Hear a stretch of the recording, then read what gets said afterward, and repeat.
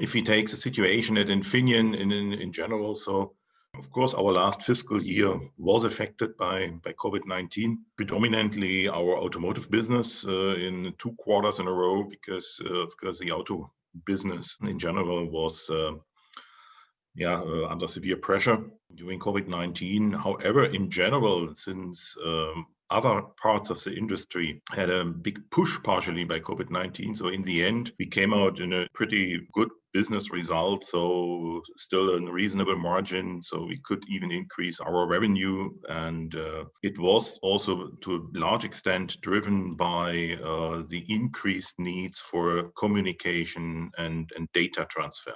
So this effect of COVID-19 that more data connections were required, people work from home, and the whole traffic in the internet was increasing. So that pushed a lot of our business in the area of communication and data center, so power electronics for data centers.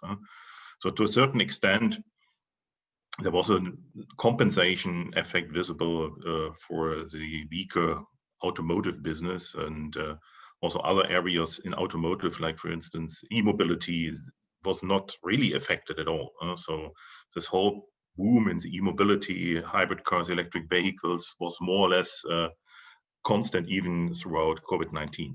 So in the end, business for semiconductors, especially for power semiconductors, was not suffering so much. What also was a big trend is the CO2 topic. So the whole data center and 5G business was growing with a big focus on efficiency, so reducing the CO2 footprint. And what we have seen also that a couple of new applications came into the play, like drones, e-scooters, battery-powered tools. And so all those things which make life easier, especially in times like with COVID-19. Final trend we believe was also pushed a bit by COVID-19 are fuel cell topics. So hydrogen storage, fuel cell as another source of clean energy. So that also gained a lot of attention during the last 6 months, I would say. So what we see today in more and more classical power electronics applications is that connectivity steps in. So this connection of the analog and digital work. So this is something what is more and more in the focus of the customers. What does it mean exactly? So we are not longer offering just a pure, let's say, power component, but it comes along with control circuitry, with intelligence, and especially a connection capability to digital infrastructure in many areas. And this, of course, broadens a little bit the scope.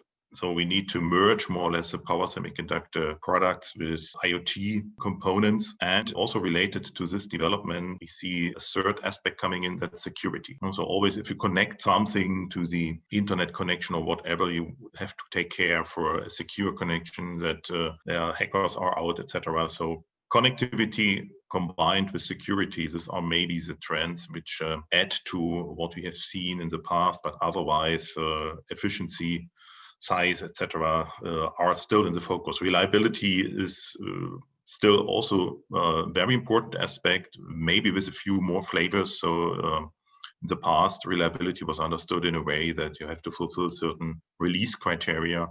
What is now more and more in the focus of the customers is that we have to go beyond, meaning we have to understand end-of-life mechanisms and also beyond classical reliability qualification. I would say we add something what we call robustness validation.